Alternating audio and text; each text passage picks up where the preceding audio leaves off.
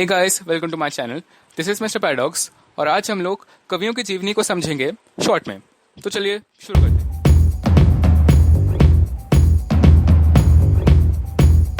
तो दोस्तों, कवियों की जीवनी जीवनी मतलब क्या?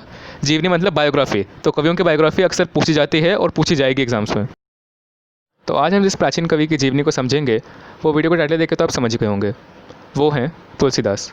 तो चलिए शुरू करते हैं। अब इन कवियों में भी एक स्पेशल टाइप के कवियों की जीवनी पूछी जाती है और वो स्पेशल टाइप है प्राचीन कवि। प्राचीन मतलब एंशियंट, बहुत पुराने कवि। तो कवि तुलसीदास का जन्म सन 1532 यानी 1532 में हुआ था। कई लोग इनका जन्म स्थान यानी बर्थ प्लेस सोरो एटा को मानते हैं। अब हालांकि हर कोई इस बात से सहमत नहीं है और इसमें डिबेट चलती रहती है। अब दोस्तों, आप में से कई लोग सोच रहे होंगे, क्या यार, ये खुद तो कविताएं लिख के चले गए और अब हमें इनकी जीवनी पढ़नी पड़ रही है। इनकी खुद की लाइफ तो मज़े में बीत गई और अब हमें सज़ा मिल रही है। तो दोस्तों, मैं आपको बता दूं कि इनके माता पिता ने इनको अशुभ मानकर इनको बचपन में ही छोड़ दिया था। इनकी हालत इतनी ख़राब हो गई थी कि ये भीख मांगकर गुजारा करते थे। ऐसा माना जाता है कि इनके गुरु नरहरिदास की कृपा से ही, यानी उनके बदौलत ही इनको राम भक्ति का मार्ग मिला। इसका ये मतलब है कि राम की भक्ति करने को इन्होंने अपने जीवन का पर्पस बना लिया। तो दोस्तों, इनके बारे में कहानी फेमस है। इनकी शादी हो गई और इनकी पत्नी का नाम था रत्नावली। पर रत्नावली ने इनको मोटिवेट किया, या कह सकते हैं एक तरीके से डांटा, कि ये राम जी की भक्ति ही करें। उस डांट का असर ऐसा हुआ कि इन्होंने अपनी गृहस्थी त्याग दी, यानी अपना घर छोड़ दिया और राम जी की भक्ति करने की कमिटमेंट को और स्ट्रॉन्ग कर लिया। अब ये कहानी पूरी तरह से सच्चाई है नहीं, ये तो प्रूव नहीं हुआ है, पर ये बात सच है कि उनकी कमिटमेंट वाकई स्ट्रॉन्ग थी।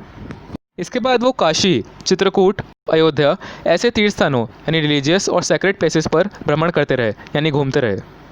1574 यानी 1574 में उन्होंने अयोध्या में रामचरितमानस लिखना शुरू किया और इसका कुछ पार्ट उन्होंने काशी में लिखा। इसके बाद वो काशी में रहने लगे और यहीं पर उनका निधन हुआ, यानी वो गुजर गए। तुलसीदास लोक मंगल के साधना के कवि हैं, यानी वो लोगों की भलाई के लिए, उनकी वेलबींग के लिए लिखा करते थे। तुलसीदास का भाव जगत धार्मिक, सांस्कृतिक और सामाजिक है। इसका ये मतलब है कि अपनी कविताओं में वो रिलीजियस, कल्चरल और सोशल टॉपिक्स के बारे में बताया करते थे।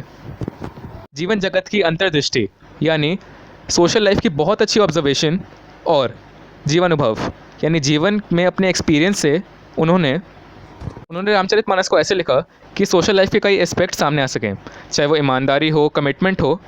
उन्होंने सोशल लाइफ के कई एस्पेक्ट्स को काफ़ी अच्छे से प्रेजेंट किया। हृदय की विशालता यानी ग्रैटिट्यूड और काइंडनेस, भाव की शक्ति यानी इमोशंस की पावर और जगहों का वर्णन यानी एक्सप्लेनेशन उन्होंने काफ़ी अच्छे से प्रेजेंट किया। जो रही सही कसर बच गई थी, यानी जिन सोशल पॉइंट्स को वो रामचरितमानस में नहीं बता पाए थे, वो उन्होंने कवितावली और गीतावली में बताए।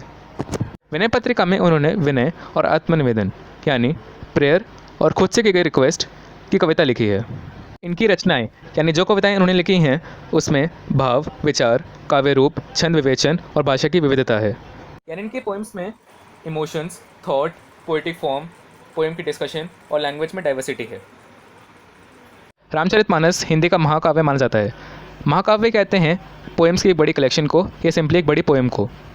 इसे दोहा चौपाई छंद में लिखा गया है, यानी इसके पैरा में पहले 4 लाइनें होती हैं और उसके बाद लास्ट में 2 लाइनें होती हैं जो पैरा के पूरे मीनिंग को समराइज कर देती हैं। रामचरितमानस को अवधी भाषा में लिखा गया है। गीतावली, कृष्ण गीतावली और विनय पत्रिका, इनको पद शैली में लिखा गया है, यानी इन पोएम्स को पैराग्राफ्स में लिखा गया है।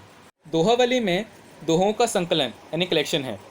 दोहे उन पोएम्स को कहते हैं जो कि शॉर्ट में 2 लाइन में लिखी जाती हैं। कवितावली कवित और सवैया छंद में लिखी गई है, यानी इनकी काव्य शैली यानी राइटिंग स्टाइल कवित और सवैया छंद का है। कवितावली कवित और सवैया छंद की काफ़ी अच्छी रचना है, काफ़ी अच्छी क्रिएशन है, काफ़ी अच्छी पोएम है। तो दोस्तों, इनकी लाइफ से हम क्या सीख सकते हैं? तो दोस्तों, ऐसे कितनी बार होता है कि आपको पता है कोई काम आपके लिए बहुत इंपॉर्टेंट है, मगर फिर भी आप उसे नहीं करते हो, बहाने बनाते हो, मेरे पास टाइम नहीं है, मेरा मूड नहीं है।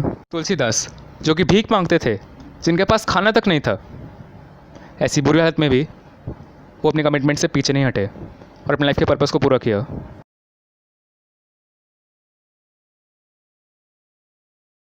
तो आपके पास क्या बहाना है? मेरे पास टाइम नहीं है, अभी मेरा मूड नहीं है। आपकी कंडीशन चाहे कुछ भी हो, आपको अपने कमिटमेंट से पीछे नहीं हटना चाहिए, क्योंकि इससे आपकी कंडीशन भी बदल जाती है।